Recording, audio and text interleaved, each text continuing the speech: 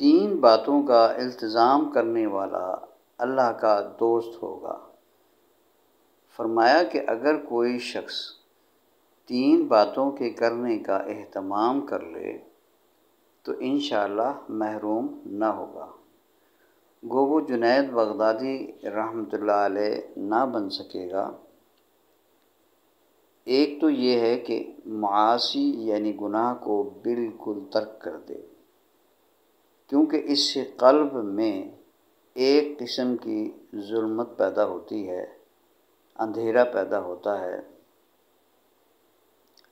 عاصی یعنی گناہ گار اگر عبادت بھی کرتا ہے تو اس کے نور کی مثل نور فانوس کے ہوتی ہے کہ اس کا نور مخلوط بالظلمت ہوتا ہے۔ دوم یہ کہ خلق خدا پر بدگمان نہ ہو کہ یہ کبر ہے، یعنی تکبر سے پیدا ہوتا ہے۔